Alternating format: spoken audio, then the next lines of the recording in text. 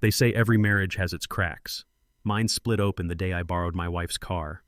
The leather of her BMW X5 was cool, smooth, too perfect.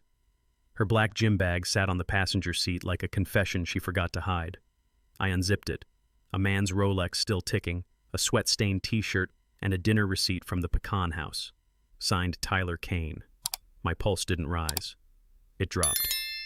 Then Ray, the gym's security guard, waved from across the lot. "Hey, Jack, her husband dropped that off earlier," he called. Her husband. I just smiled. The way polite men do when their world starts cracking. I didn't yell. I measured. Because sometimes the quietest man in the room is the one about to rebuild his life from the ruins. If you've ever felt that kind of silence, hit subscribe and stay with me. What came next changed everything. My name's Jack Mercer. I built houses for 40 years with a tape measure on my hip and a pencil behind my ear. Mercer Homes started as a pickup and a handshake, turned into crews, cranes, deadlines that bit. One clean spring, I sold it all for quiet. I pictured quiet like a Franklin porch at dusk. Boards warm from the day, a moth batting the porch light, Scout asleep across my boots while coffee goes cold because nothing needs hurrying. Brooke filled the empty squares on my calendar. Pilates at 7, sauna at 8. Stretch on Thursdays, tasting menus on weekends. She walked into rooms like a bell that made folks turn. I've always been the man by the window, counting cars, listening for weather. It used to fit. Her noise, my hush. The math felt even. I kept my rules because rules keep a man from sagging. Walk the dog, fix the hinge, plane the step that catches. Measure twice, cut once. Live steady, speak little. You do that long enough and you think you can square anything with patience and grit. But patience can't square a shadow on a straight wall. I could measure lumber, budgets, even my own temper. What I couldn't measure was her. And if you want to know how a house cracks, you don't start at the break. You start at the frame we swore would never move. 6 years ago, we stood in a small church off Columbia Avenue. White lilies, simple vows, barbecue smoke drifting like a blessing over folding tables. She laughed that day like she'd been saving the sound, and for a while it chased the echoes out of my rooms. We bought a brick place with a porch deep enough for storms. Sundays were church and long drives. Evenings were ribs hissing on the grill, neighbors leaning on the rail, football murmuring from a living room that finally felt lived in. Brooke was made for the middle of things. I was made for edges. She collected faces and stories. I collected tools and small repairs. When rain came, she turned up music. I listened to the roof drum and counted seconds between thunder and light. Difference isn't danger. Men know that. Drift is. The kind that happens while you're smiling for pictures. You can't balance what you can't see. I called us steady because the house stood straight and the bills were paid. She called us fine with that soft tilt in her voice people use when fine is a splinter you learn to live with. Looking back, the tilt was there. Late classes, new routines, jokes I wasn't inside of. Small shifts, harmless until they weren't. One night at dinner, her phone buzzed face down. A soft red smear marked the rim of her wine glass, lipstick she hadn't worn in years. She flinched, palmed it, smiled thin. "Gym schedule," she said. The porch didn't creak, but something in me did. And once you hear that sound, you start listening for the next. The week before everything snapped looked ordinary enough. Brooke's workout blocks got thicker on the calendar, inked in squares that left no air.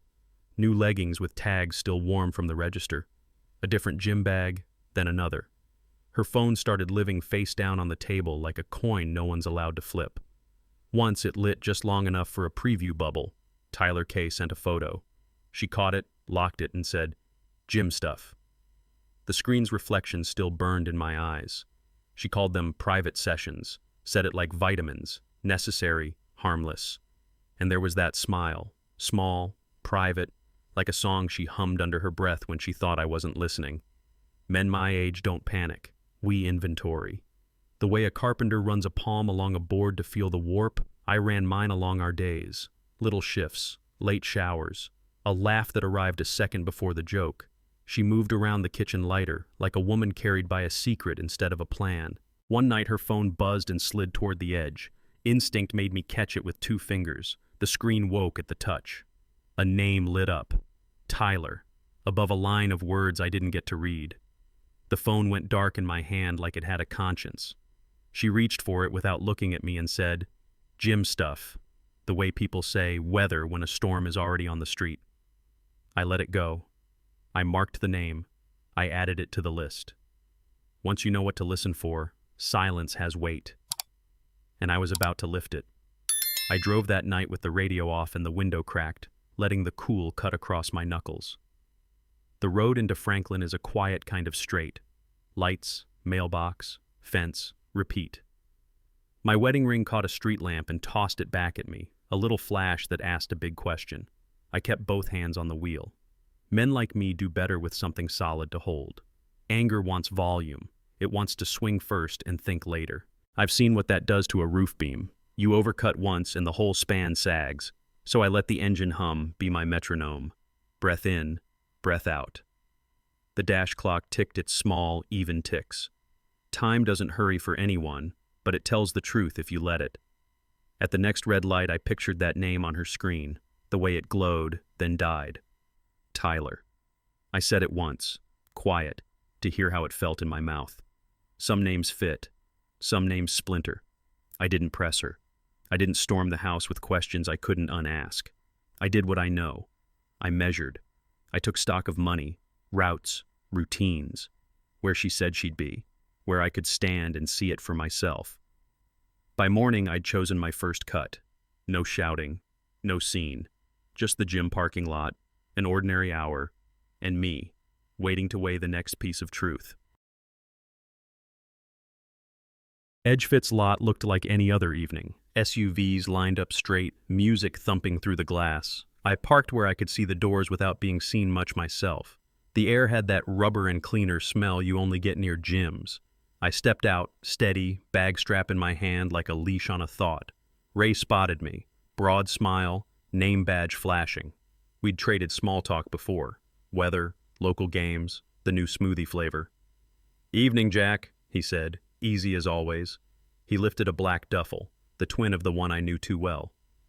"Her husband dropped this off earlier," he added, like he was mentioning the score at halftime. Her husband. I gave him the polite smile I was raised on, the Texas smile that says we're fine even when a beam's already bowed. "Appreciate it," I told him, voice level. He handed me the bag. It was heavier than it looked, like it held more than fabric and metal, like it held a story that hadn't learned my name yet. I didn't correct him, didn't tilt the world back to true. I let the wrong words sit there between us and chose the quiet. Suspicion doesn't need thunder, it needs weight.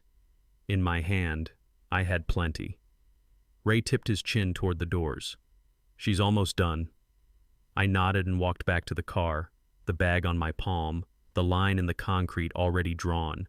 And now it was time to see which side of it she'd stand on. She came out glowing like people do after a run, cheeks high, breath light, eyes too bright. "Hey," Brooke said, spotting me. "Why are you waiting out here? You could have texted." I held up the duffel, kept my tone casual. "Ray said your husband dropped this off earlier." The words fit in the air like a nail half driven. She laughed too high, tugged her sleeve, and for a second, a faint print of man's cologne lifted when the wind passed. Not mine. Her smile flickered, there and gone, before landing again a little crooked. "Oh, that," she laughed, thin.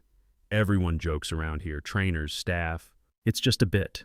She reached for the bag without really looking at it, like touching it less would make it smaller. I let her take it. She adjusted the strap, eyes sliding past mine toward the lot, the road, anywhere easier. "You should have come in," she added, lighter now, too light. "Tyler's got this new..." She stopped. "The gym's got this new stretching thing." There it was. Not a gasp, not a confession. A seam, one word dragging, one beat off. Men who build know the sound when something's off square. It isn't loud. It's a small click inside your chest.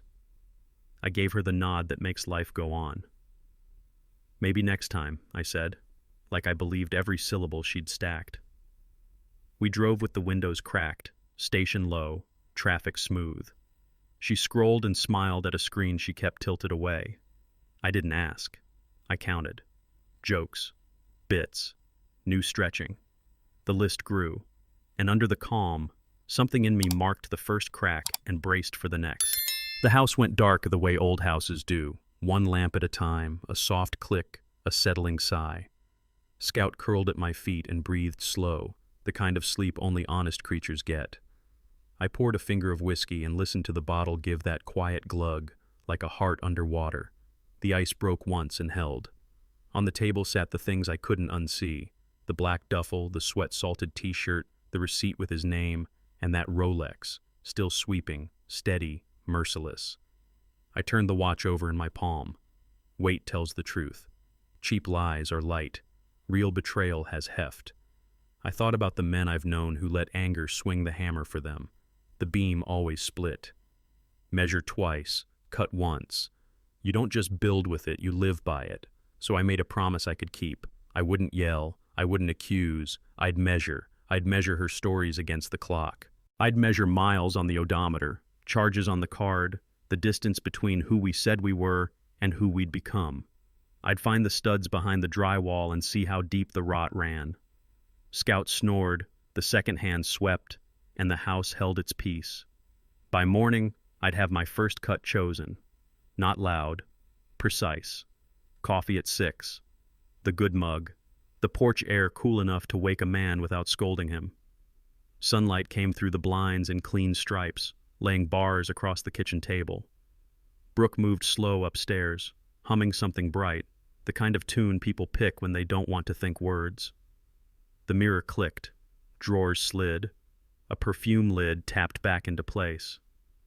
I walked Scout around the block, same cracked sidewalk, same sprinklers tossing diamonds into the grass. Mrs. Franklin waved with her mail, asked about the Titans. I gave the answer men give when they're carrying weight. Short, fine, can't complain. We crossed back past the maple I keep meaning to trim. Routine fits like an old jacket. It doesn't always warm you. Inside, Brooke touched eyeliner to the corner of her eye like she was signing a document. Busy morning, she said. Private stretch at 8. She kissed my cheek and smiled a smile that didn't land anywhere. The phone face down again, the bag waiting again. The car key chimed the same polite chime. Normal life is a fresh coat of paint over rot. Looks right, smells clean, hides everything for a while. I rinsed the mug, dried it, set it in its place. Then I checked my watch, grabbed my keys, and patted Scout's head. If routine is the cover, the truth is always in the return trip. I'd be at the gym lot before her session ended. I parked across from EdgeFit where I could see reflections in the glass without being in them. Morning traffic slid by, a polite stream of SUVs and coffee cups. Inside, treadmills churned and music bounced off mirrors. The place smelled like cleaner and rubber bands. I watched people finish sets and check themselves, everyone measuring something: time, sweat, worth. Ray worked the front like usual, scanning cards, trading easy talk. I walked up slow, casual as weather. You see that gray Range Rover again? I asked, like I was making conversation about tires. Ray nodded toward the far row of spots. Yeah, comes in regular. Trainer rides in it sometimes to lunch. He paused, then gave me the name like a receipt he'd passed across the counter 100 times. Tyler Kane. The syllables clicked. Tyler. Kane. The same ink as the dinner bill. Popular with clients, Ray added, half pride, half gossip. Wait list long as my arm. I gave him a small thanks and stepped back to the window. A trainer laughed with a woman by the cable machine, fit, young, rehearsed. He had a gold watch flashing under the light, same make, same tick as the one in her gym bag. I didn't know if it was him, didn't need to. I had the name, names let you pull thread. Across the street, my car idled like a patient thought. I slid behind the wheel, set my palms on leather, and let the confirmation settle where panic used to live. A man like me doesn't chase. He writes it down, closes the door, and makes the next call. I dialed a number I hadn't used since men still carried flip phones. It rang twice, then that familiar gravel answered, Rudd. Mike, it's Jack Mercer. A beat. A chuckle that remembered old job sites and long winters. Well, I'll be damned. You out of retirement or you finally bored of porch swings? Neither. I need a private job. quiet. I kept the details tight, the way men do when the truth is heavier than the words. Trainer at EdgeFit. Name's Tyler Kane. Gray Range Rover. Popular with clients. I want eyes, not drama. Mike shifted into the tone that used to calm crews before a big lift. You think he's tangled up with Brooke? I think he's getting paid too much for fitness. Give me a couple days, he said. I'll keep it clean. Measure twice, I told him. Cut once, he finished like an old prayer. When I hung up, the phone felt lighter. Not because the problem shrank, but because it finally had edges. I wrote his name in a small notebook, underlined it once. Tyler Kane, meals, sessions, routine, car. Men like me don't hunt, we tally. Through the windshield, the gym door swung open and closed, a mouth that never stopped talking. I let it chatter. The list would do the listening. Next step wasn't anger, it was waiting. And the right kind of waiting can move mountains. Mike showed up with a manila envelope and 2 gas station coffees, the kind that taste like they've been waiting for you. He set the envelope on my table and slid it over with 2 fingers. No speech, just work. Inside, photos from Leiper's Fork, patio lights strung like low stars, Brooke across from a younger man. In one frame, she's leaning in, telling a story with her eyes. In another, his hand drifts to the small of her back. Then the angle tightens, his hand on her waist, fingers casual, practiced. My chest didn't flare, it fell. Wait again. Next, a Bishopsgate Hotel folio, room 214, check-in. Friday, 2:41 p.m., check-out Sunday, 11:05 a.m. The numbers sat there without mercy. Paper doesn't care who you are. Last, a shot caught as they walked past a window, hand in hand, quick as a blink. That was the one. Not the wine, not the hotel, not the posture. Hand in hand is a promise, and promises were supposed to be my department. Mike watched my face the way men on job sites watch a beam settle. You want me to dig deeper? He asked. I closed the envelope and set my palm on top like a lid. No, that's enough to measure. He nodded. We didn't shake. He left me with the weight. That night, I laid the photos flat, one after another, and rehearsed the only kind of question that still respects a man, asked once, low, and remembered forever. I waited until dishes were done and the house had that clean clink quiet. Brooke, I said, the way you say a name when you're trying to save it. Who's Tyler? She blinked, then smiled like I'd told a joke old men tell at diners. You're doing this again, she sighed. Jack, you need to stop controlling everything. It's a gym. It's training. You're being paranoid. I let the words sit between us. Paranoid is what people say when they want you to drop the ruler and trust the paint. She kept going, faster now, eyes bright with the kind of anger that doesn't need proof. This is why your son barely calls, you know. You squeeze everything until it breaks. You can't just...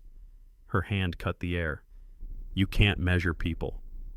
I could have thrown the photos on the counter. I could have read out the hotel times like a charge sheet. Instead, I placed both hands flat and looked at the wood grain I'd sanded myself. Control builds homes, Brooke, I said, voice low. Chaos tears them down. She rolled her eyes, laughed hard, the disrespecting kind. Listen to yourself. Homes and chaos. You're not on a job site, Jack. No, I said. I'm in mine. She grabbed her phone, face down as always, and walked off with that brisk, guilty rhythm. I stayed put, letting the echo die. There's a special kind of quiet after you've been called paranoid by the person holding the secret. It's not defeat. It's the moment a man decides what to do next. After that night, her phone changed clothes. New case. New glare-proof screen. Notifications stripped down to dots and hints. A folder slid onto her home screen that wasn't there before. Some wellness icon that opened into a chat app I'd never seen. Private sessions multiplied on the calendar like weeds after rain.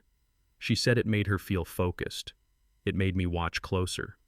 At dinner, she kept the phone face down, then face up with nothing on it, then face up with only initials. TK. No last name, just 2 letters and a dumbbell emoji that felt like a dare. She laughed more at nothing. She said we and corrected to they. These are small things until they stack. One afternoon, I set a glass by her elbow and the phone lit on its own. The bubble slid across the top like a whisper with teeth. Image. hotel mirror, 2 glasses, her necklace on the counter. TK. Private stretch moved to 2:30. Missed you last time. Need you today. A second ping, the same thread. Hotel after? Same as before. I didn't gasp. I didn't make a scene. I watched her eyes flick, the tiny grab, the practiced thumb swipe to clear it like erasing weather. Gym stuff, she said, smiling thin, setting the phone on that new case like it could hold the truth steady.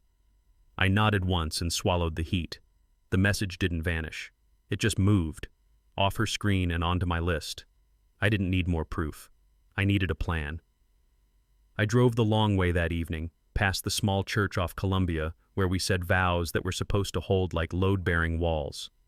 The steeple cut the sky the same as always. The parking lot held the same oil stains.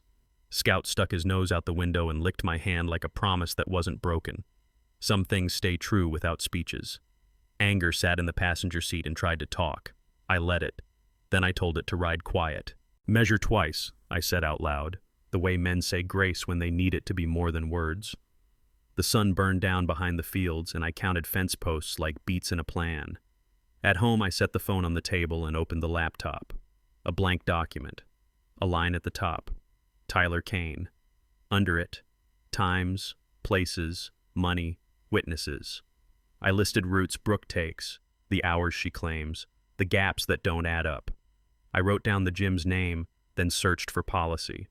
Trainer-client boundaries. Consequences. Paper is patient. It will let you build a clean case. I wasn't going to accuse. I was going to verify. I wasn't going to beg. I was going to cut what was rotten with a blade she couldn't see coming. When the list looked like a blueprint, I closed the laptop and breathed easier. The next step wasn't loud. It was simple. Go back to the gym and let the truth show itself. Plans need edges. I started with the cleanest one, money. I logged into our joint accounts and let the numbers tell their plain, unromantic story. Charges stacked where I already knew they'd be. EdgeFit, salon, little subscription boxes that promised wellness and shipped clutter. I opened the Amex profile and removed Brooke as an authorized user.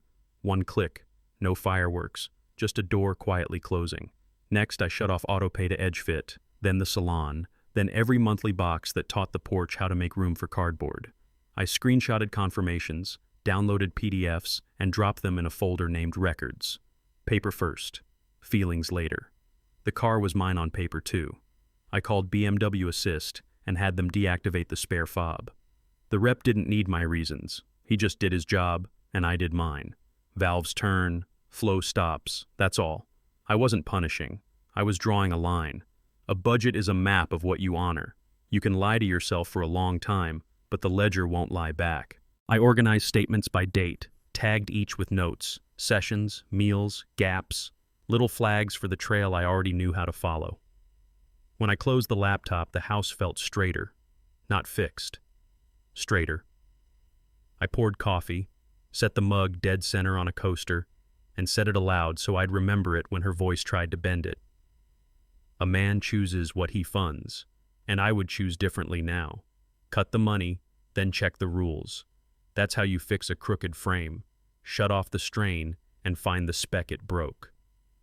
I typed EdgeFit membership terms and landed on a page that smelled like lawyers. Clean headings, tight clauses, all the ways adults promise not to make a mess.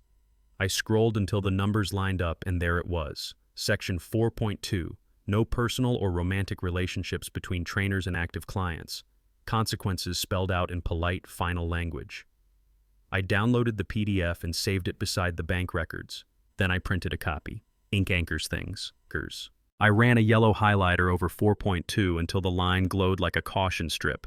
Not my rule. Theirs. Not my judgment. Their code. Rules exist because someone already paid the price for not having them. They don't fix hearts, but they do fix behavior. Men like me trust that. We have to. Without standards, you're just guessing where the load will break. I stacked the papers, policy on top, records beneath, and felt the case grow bones. This wasn't jealousy. This was compliance and consequence. If he crossed that line with her, the gym had a duty. And if the gym had a duty, I had a phone call to make. I slid the packet into a plain folder and wrote one word on the tab. Integrity. I said the next truth out loud, quiet as a plumb line dropping. Rule written by people who've seen this movie. Time to let it play to the end. Paper first, then people. I opened my laptop and started small. A blank email, a clear subject line.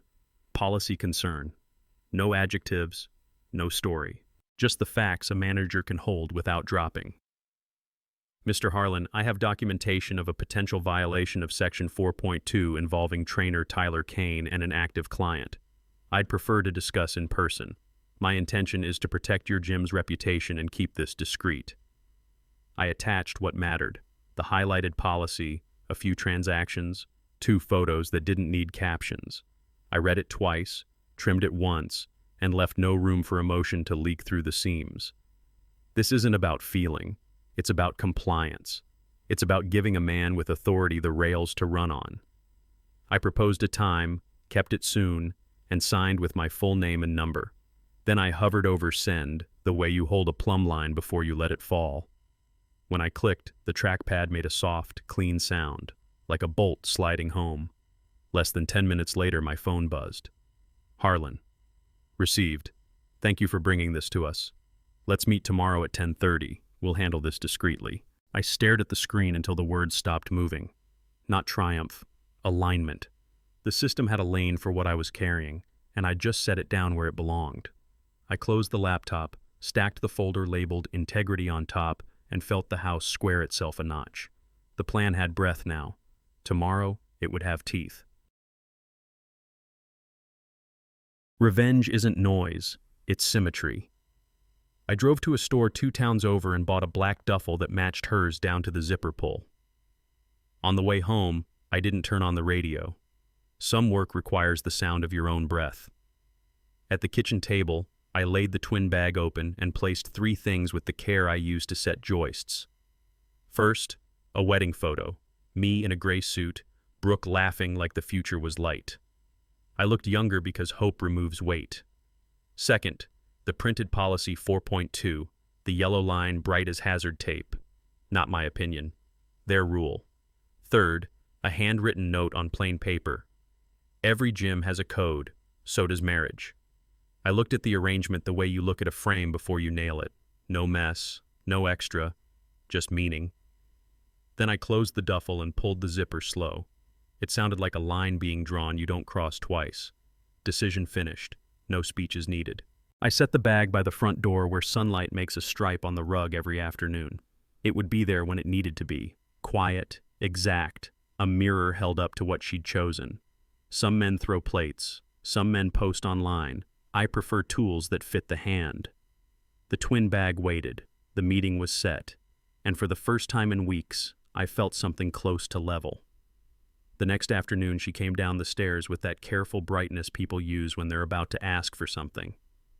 My gym payment bounced, Brooke said, phone in hand. Card must be acting up. Bank's updating, I answered, calm as weather. I didn't look up right away.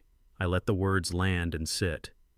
She hovered by the counter, tapping the screen like it might apologize. Can you add a new card? Just for this month. I've got a private stretch booked. It's important. Soon, I said. A single hinge word. Not no. Not yes. Soon. Her eyes did that small swing, left-right, like someone checking exits.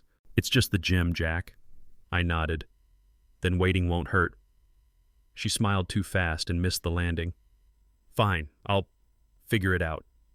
The phone went face down again, the way you cover a bruise.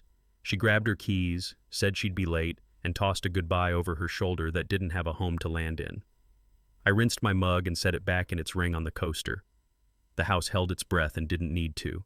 I wasn't raising my voice. I was turning valves. Power doesn't always change hands with a shout. Sometimes it moves on a whisper and a ledger. She felt it. Just a tilt, but enough to rebalance the room. When the door closed, I checked the folder on the table, the time on my watch, and the email on my phone. Tomorrow at 10:30. Right on schedule. EdgeFit's office sat behind glass like a fishbowl for decisions. I stepped in at 10:28, 2 minutes early, because men like me still believe time means respect. Harlan met me with a clean handshake, dry, firm, the kind that says he manages problems before they grow teeth. We sat. I placed the folder on his desk and slid it across, highlighted section 4.2, bank entries, 2 photos that didn't need commentary. He read the policy first, good sign, then the dates, then the faces. No show, no throat clearing. Just a slow exhale that told me he'd seen versions of this before. "This is clear," he said. "Trainer Tyler Kane, active client. If verified, it's a violation." "It's your rule," I said. "I'm not here for drama. I'm here for integrity." He nodded. "We'll review immediately." He looked me in the eye when he said it, not at the wall, not at the screen. "I appreciate you keeping this discreet." "Discretion keeps good places good," I said. He slid the folder back, kept copies he needed, and made one call I didn't have to hear to know what it was. The meeting ended the way it should, on time, on paper, with the next steps owned by the man paid to own them. Walking out, I watched the floor through the glass, rows of people measuring themselves by reps and minutes. Somewhere between those reps, a line had been crossed. Now the line had a consequence. I didn't feel triumph. I felt alignment. By evening, the plan would move from paper to people. And people feel it. Friday night works on people. Paychecks hit, treadmills fill, hands get looser with rules. I chose Friday on purpose. Edge Fit hums loud on Fridays, music up, mirrors crowded, nobody looking for trouble because they've come to outrun it. I parked a block away where the lights don't quite reach, nose in so I could leave clean. I sat a minute, letting the engine tick itself quiet. The twin duffel rested on the passenger seat, zipper line straight, heavier with meaning than weight. I checked the contents like a carpenter checks a level, photo, policy, note, no more, no less. Tools fit the job or they don't. I watched the doors for a while, timing the flow. Couples in, loners out, staff doing that practice cheerful that gets people to sign for another month. I pictured the email, the folder on Harlan's desk, the yellow line over 4.2. Paper doesn't make noise, but it sets a fuse. I breathed in deep through the nose and slow out the mouth, the way I used to before pulling a stubborn frame back into square. This wasn't about catching anyone in a shout. It was about letting consequences find their mark in public daylight where stories prefer to hide. I put the strap over my shoulder, locked the car, and walked. Steps even, heart even, face plain, right place, right time. The doors opened, and everything I'd measured was waiting to be weighed. The first thing that hit me was the music, too cheerful for the work ahead. Pop songs about forever and bodies, all bounce and no ballast. I stood just inside, the kind of man you look past, and scanned left to right. Brooke was on a front row treadmill, ponytail swinging, smile bright enough to pass for happy. To her right, Tyler hovered like gravity, hand on the rail, then correcting her stride with fingers that lingered longer than form requires. I checked my watch. The second hand ran smooth as that Rolex I'd turned in my palm. 5:42 p.m., on schedule. My phone buzzed in my pocket. Harlan. Handle it now. 2 words. No drama. All decision. I looked back at Brooke. She laughed at something Tyler said, head tilted, mouth open a beat too long. I felt nothing rise. I felt things settle. There's a calm that shows up when a plan meets its hour. I slid the twin duffel onto the front desk and nodded once at the clerk. "Hold this for Mrs. Mercer, please." She smiled, not knowing what she was holding. Across the floor, Harlan stepped out of the glass office with a clipboard and that still face managers wear for removals. He spoke to Tyler, low and firm, then pointed toward the hallway. Tyler smirked, shrugged, followed. I put my hands in my pockets, set my feet, and let the room keep pretending it was just another Friday. Then I moved forward, past the treadmills and the mirrors and the music, and stepped into the lobby fully. Harlan said a few quiet words, and Tyler followed him toward the glass office. The door closed with a soft kiss of rubber, and the gym kept pretending. 10 minutes stretched out long and narrow. Treadmills still ran, music still bounced, but the air changed, like a room that knows a secret and can't hold it steady. People glanced without turning their heads. Reps got miscounted. The front desk clerk stacked the same 3 towels twice. Brooke slowed her treadmill, checked her watch, then checked it again. that little impatience people get when they're waiting on an outcome they won't admit is theirs. She wiped her face with the corner of a towel that didn't have much sweat on it. I stood where I could see the office and the floor at the same time. No drama, just the math of consequence ticking down. I counted my breaths and let the minutes do what minutes do, tell the truth. On the 9th minute, the music felt too cheerful to be legal. On the 10th, the handle turned. The glass door opened. Harlan stepped out first, clipboard tucked like a verdict already signed. Tyler came behind him, color gone out of his face, mouth set in that tight line men wear when they learn rules do, in fact, apply. No one clapped. No one booed. The room just adjusted around the new fact. Brooke stopped her belt. The silence under the pop song finally found her. And there it was, the break you hear before anything actually falls. Tyler had a bag on his shoulder I hadn't seen before. It looked like it had been packed in a hurry. He didn't meet anyone's eyes. Staff peeled their gazes away like post-its that had lost their stick. Ray shifted behind the front desk, and when Tyler passed, he gave a small nod that wasn't respect or pity, just acknowledgement that a line had been crossed and the floor would be kept clean. I leaned my elbow on the counter the way you do when you're buying gum. No speeches, no stance. Let the building do the talking. Harlan said a few quiet words to the clerk who typed with a care you usually save for medicine or money. A printout slid out. She handed it to Harlan without looking up. He approached Tyler, kept his voice where only the two of them could live. I didn't need the volume. You can read a man's back when the sentence lands. The shoulders drop a quarter inch. The jaw sets. The feet angle toward the door because that's the only direction left. A moment later, the phrase everyone already knew arrived, low and final. Terminated. Effective immediately. No one gasped. The treadmills refound their rhythm.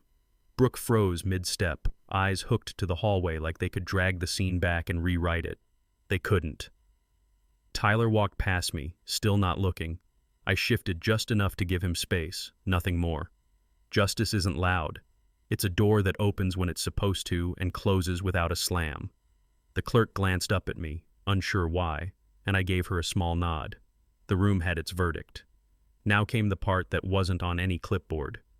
The clerk slid a black duffel across the counter toward me.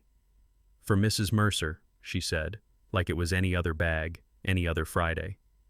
I nodded, then lifted my twin bag beside it and turned to Brooke.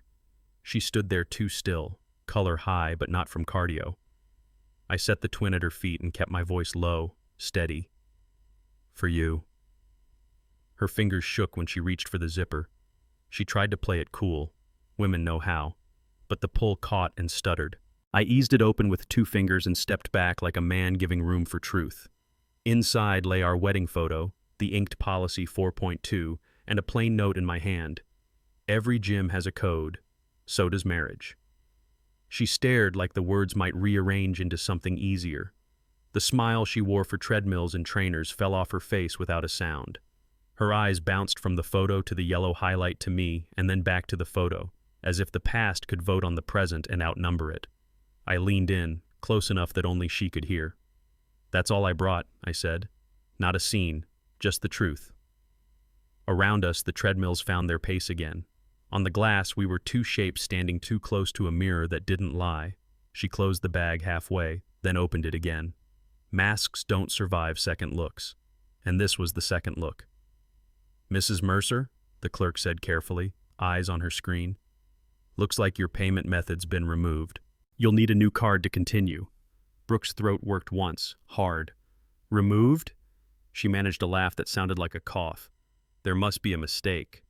I kept my hands in my pockets and my voice easy. "No mistake." People nearby did what people do when something private goes public. They stared at nothing. A guy retied a shoe that was already tight. A woman checked a watch that wasn't there. Ray busied himself with a stack of towels that didn't need folding. Brooke turned to me, color draining now. "Jack, why would you—" I spared her the question she didn't want answered. "I stopped paying for what isn't worth keeping." The clerk's fingers paused above the keys. The words didn't echo, but they landed. Clean. Final. Brooke blinked fast, like she could wash the line out of the air. "This is humiliating," she whispered. "No," I said. "This is accounting." She swallowed, glanced at the door, at the hallway, anywhere but the bag at her feet. Out in the lot, through the glass, Tyler stood by a car trunk he couldn't figure out how to close quietly. I nodded toward the duffel. There's enough in there to understand what happened, and enough missing to understand why it has to stop. The clerk cleared her throat, waiting. The room recovered its rhythm around us. I didn't raise my voice. I didn't need to. The funds, the file, the facts, everything that mattered had already moved. "You humiliated me," Brooke said, voice tight, the kind that scrapes the throat on its way out. I kept my hands in my pockets. "You did that yourself." Her fingers caught my sleeve, quick, like she could pull the moment back. I eased my arm away, not rough, just final. The lobby kept pretending, keyboards tapping, treadmills humming, but the space between us felt like a room after a slammed door. She searched my face for anger and didn't find it. That made her angrier. "You don't get to judge me, Jack." "I'm not judging," I said. "I'm accounting. There's a difference." She shook her head, tears fighting for purchase. "Please don't do this here." I took one breath in, one out, the way you steady a board before the cut. "I didn't do this here," I said. "I'm just ending it here." Her hand lifted again, softer this time, reaching for the part of me that used to be hers. I let the air stand between us and didn't fill it. "You could have asked," she whispered. "I did," I said. "You called it paranoia." For a heartbeat, neither of us moved. Then I nodded toward the duffel. "That's all I've got left to say." I turned. One step, then another, letting the noise of the room take back the space we'd borrowed. No curse, no scene, just the click of heels on clean floor and the kind of quiet a man earns when he finally stops arguing with what's true. And I walked away. Outside, the evening held that Friday heat that sticks even after the sun gives up. Tyler slammed his trunk harder than he meant to, metal bucking like it didn't like orders anymore. He looked up and found me. No crowd now, no mirrors, just two men and a lot full of cars people buy when they think they've made it. His jaw worked. The look he gave me had all the bravado of a man who just learned consequences come with last names. He took a step like he might explain something. I shook my head once, slow, clean, telling him there was nothing left to say that wouldn't make him smaller. He stopped. That was the smartest thing he did all week. I unlocked the X5 and slid in. The door closed with a solid thunk the way expensive doors do, like the world can knock but only if invited. The leather was cool, steady. I put both hands on the wheel and watched him in the mirror pretend to check something that didn't need checking. Inside the gym, movement kept moving. Somewhere behind the glass, Brooke was standing over a bag that weighed more than fabric. I started the engine, felt it settle, and let the air conditioner wash the heat off my face. No music, no talking, just the hum of a car and a plan that had reached its stop. I put the car in drive and eased out, the lot shrinking in the rear view until it was just lights and distance and a quiet road that finally belonged to me again. Morning came honest. Franklin light spilled across the porch, warm as a hand on your shoulder.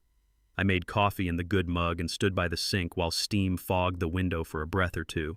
Scout nudged my calf, asking for nothing more than a walk and a scrap of bacon. The house held still, doors where I left them, chairs where they belonged. No footsteps upstairs, no hairdryer, no Brooke humming something bright to drown out the dull. I took Scout around the block, same maple, same sprinkler mist catching sun like glitter nobody asked for. A pickup rumbled past and the driver lifted 2 fingers off the wheel. I lifted mine back. A small town still knows how to say "I see you" without asking questions. Back home, the phone vibrated on the counter. Harlan. "Situation resolved. Appreciate your discretion." I read it twice, then set the phone down like a tool I'd finished with. Discretion. That's the word men my age live by when they're done with fireworks. I rinsed the mug, dried it with the clean towel, put it in its spot. The quiet felt big, but not empty. More like a room after the work crew leaves and you can finally hear what the house sounds like on its own. I scratched Scout behind the ear and he thumped his tail once, a metronome for peace. Somewhere out there, stories were already turning into versions. I didn't need to chase any of them. The truth sits just fine without an audience. By noon, the neighborhood had its whisper. You can tell by the way folks linger at the mailbox and look both ways before they don't say anything. Mrs. Franklin waved longer than usual. "Hot one," she said. "Sure is," I answered. The rest stayed behind her teeth. At EdgeFit, word ran faster than treadmills. Not details, those never last. Just the kind of verdict small towns file away. A trainer who crossed a line that pushed back. Someone's friend's cousin said Tyler was packing for Houston. Another voice swore it was Dallas. The only part that stuck was the silence that came with it, the respectful kind you give a place that handled its business. A buddy texted a question that wasn't a question. "You good?" I replied with 2 words men use when the job's done. "I'm steady." He sent back a thumbs up and nothing more. That's friendship at our age. No autopsy, no autographs. I walked Scout past the church lot. The same oil stain, same cracks in the asphalt. A bell rang once, clean and enough. I thought about shouting, about writing a paragraph for the world to clap at.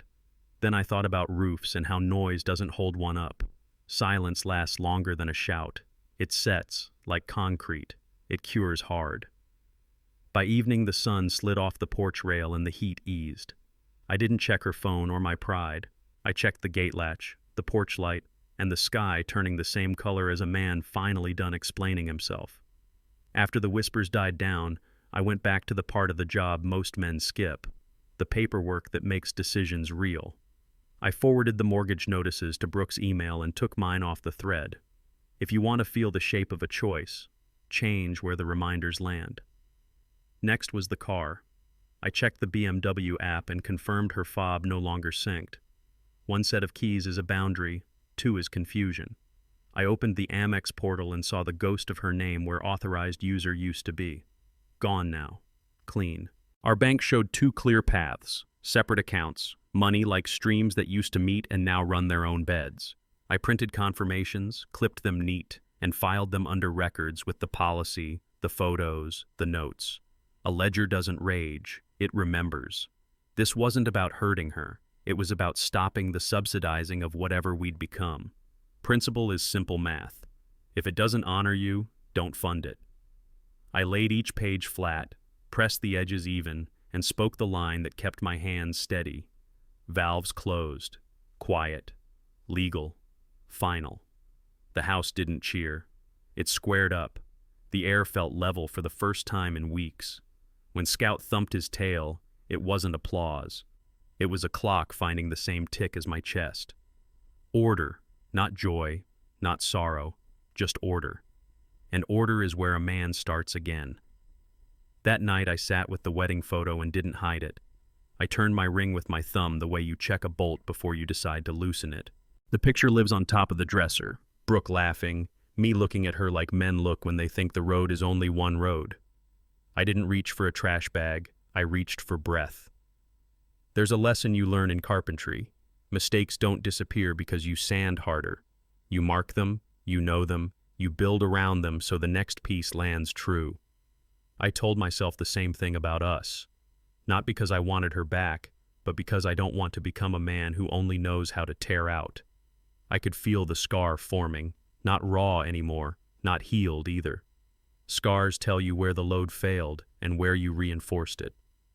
I let the room be quiet long enough to hear the small sounds houses make when they settle. The fridge hummed, the porch creaked once. My ring clicked against the frame. I said it out loud so it would stick. You don't erase history. You learn from the blueprints. I set the photo back, straightened it with one finger, and left it there on purpose, not as hope, as record. Scout lifted his head, then set it down again like he approved. Tomorrow I'd put my hands to wood. Tonight I'd let the scar teach me its lesson. Keep the dignity, lose the rot, and carry the rest like weight a man can handle. I drove to the VFW because some places hold you up without asking why you're leaning. Paperwork stacked like small mountains. Forms for benefits, claims, dates nobody wants to remember but needs to write down right. I took a seat at a folding table and started doing what I'm good at. Reading lines, filling blanks, making a mess look orderly. Men came by in 1s and 2s. A kid barely 30 with a rock dust still in his eyes. A gray beard who lost a year to a bottle and wants it back in payments. They told me pieces, enough to map the damage but not relive it. I didn't offer speeches.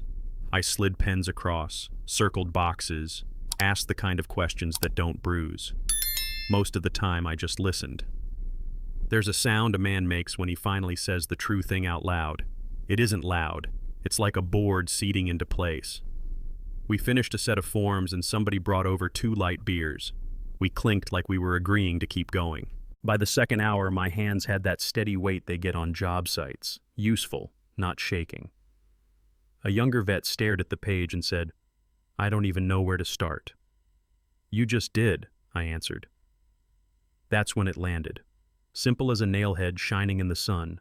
Listening is the work. Not fixing, not preaching. Listening. I left lighter than I came in, not because the world shrank, but because I wasn't carrying only me anymore. Late afternoon, I took the FM road that curls past fields and old barns, windows down just enough to let the warm air work its way in. The truck lanes hummed steady. Somewhere a mower droned. Then it hit. The sweet peppered smell of barbecue, smoke lifting in lazy ribbons from a roadside pit. I let it run through me the way a hymn does when you're not in church but need something close. The breeze pushed against my hand like a dog leaning for attention. Sun rode low, turning fence wire into thin lines of fire. I wasn't chasing thoughts. I was letting them go where they wanted. The kind that used to claw now just let go. I rolled past the pecan house, the name from the receipt that started my measuring. Same sign, same porch, different man in the window. I didn't slow down. I didn't speed up. My mouth found a small smile, not because I won. Nobody wins in this story, but because the fog had finally burned off. I took one long breath that reached all the way down and came back clean. A release, like silt settling after a river drops. At the next turnout, I pulled over, watched the sky trade blue for copper, and let the quiet finish its sentence. No speeches, no verdicts, just a road, smoke, wind, and a man who'd stopped arguing with what is. Back in the cab, the phone lit with a name that matters. My son. I let it ring once more, then answered. The phone lit up with his name while the sky went from copper to blue-gray. I let it ring once more, habit from when he was little, and I wanted him to know I was glad he called. "Hey, Dad, you okay?" he asked, voice older than I remember, but still my boy. "I'm better than okay," I said. "I'm steady, better than I've been in a long time." Silence hung there, not the heavy kind, the good kind where men sort their words. He exhaled, laughed a little. "Figured. You always knew how to fix things." That line hit clean. Not victory, validation. We talked simple. Work, his truck, a leaky faucet he'd been ignoring. I walked him through it like I used to. Shut the valve, wrap the tape, snug not strip. We both laughed when he got it. The porch light flickered like it was nodding along. Scout thumped his tail against my boot. "You coming down next month?" he asked. "I'll make the drive," I said. "Bring Scout. He misses your couch." He chuckled. "Couch misses him too. Proud of you, Dad." We don't say that much. We said it now. Proud of you back. When we hung up, the evening didn't feel empty. It felt framed. Me, my boy, a plan for a faucet and bigger things than faucets. His line still in my chest, holding like good hardware. You always knew how to fix things. Later, I clipped Scout's leash and took the slow loop around the block. The heat finally let go. Kids were out with a football, skidding on grass they weren't supposed to, calling plays like they meant them. A dad overthrew a pass, shrugged, laughed at himself. A mom waved from a porch with a glass of tea. We traded nods, the neighborhood way of saying we're all right enough. Scout stopped at the maple, sniffed the same spot every dog swears is new. I gave the tree a mental note. Trim that low limb before it breaks wrong. Old habits keep you honest. A neighbor rolled his trash can to the curb and tipped his chin. I tipped mine back. No questions, no stories. Just proof life keeps going whether or not you narrate it. The sky over Tennessee opened wide and easy, the kind of blue you don't notice until you've spent weeks staring at the floor. The rhythm came back. Steps even, breath even, leash slack. I wasn't checking phones or timelines. I was counting the good, a dog that follows, a street that knows my boots, a town that minds its business. At the last corner, Scout looked up like he was asking if we were done. "We're good," I told him. And I meant more than the walk. The pace was back. Not fast, not slow. Right. The kind of ordinary you don't appreciate until you fight for it. Life's beat had found me again. I bought a new notebook, nothing fancy. Cardboard cover, paper that takes ink without bleeding. First page, top line, rebuild myself. Under it, small jobs that don't need applause.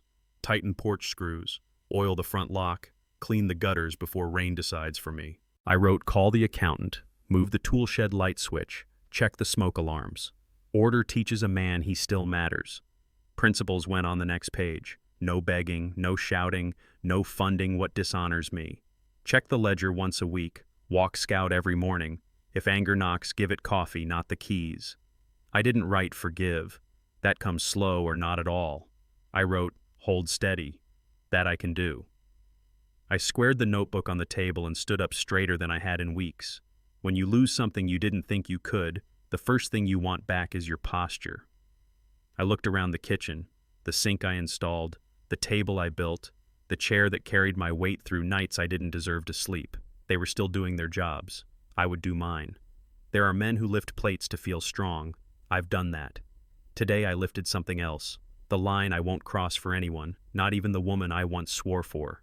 I chose to lift my dignity, and it held. I pulled the drafting board out from the closet and set it near the window where light behaves. A small project sketched itself in my head. A maple bench for the porch, honest and useful. I sharpened a pencil, drew the first rectangle, and let muscle memory take the wheel. Measure, mark, cut, the rhythm that never lied to me. Tape read 24 3/8. Square met edge. Lines met lines, no drama, just math. I listed cuts on the margin like a grocery list. Legs, slats, brace. I pictured the grain, where it would want to warp, where it might fight the screws. Planning is respect. I kept the page clean, hands clean, mind clean. Outside, a mower started up, then settled into its own metronome. Inside, I found the quiet that work gives when it has shape. I wasn't thinking about hotel folios or text bubbles. I was thinking about joinery, how two tired pieces can hold more together than they ever did alone if you meet them at the right angles. The first line darkened into a plan, not just for wood, for me. No rush, no shortcuts, no fancy, just honest cuts and edges you can run a hand along without catching skin. I wrote a note at the bottom corner the way I used to for crews that came after me. Some jobs just take longer. I laid the pencil down, and for the first time in a long time, the next step felt simple. Tomorrow, cut the wood. Then sit on the bench I built and let the past sit where it belongs, behind me. Evening found me on the porch, sky wide and honest, Tennessee blue easing into copper. I rolled my wedding ring with my thumb and left it where it's been, on my hand, not from hope, from respect. Some vows become history. History still deserves its frame. I didn't rehearse speeches. I let the quiet do what quiet does when you've earned it, settle the room, level the heart. Scout shifted by my boots and sighed like a man who finally got off the road. Here's what I learned. You don't beat chaos by being louder than it. You outlast it. You take back your ledger, your posture, your porch. You let character be the volume. Don't shout. Stand tall. The world will try to drag you into its noise. Step aside and make your cut clean. There's a place for rage, but it doesn't build anything worth sitting on.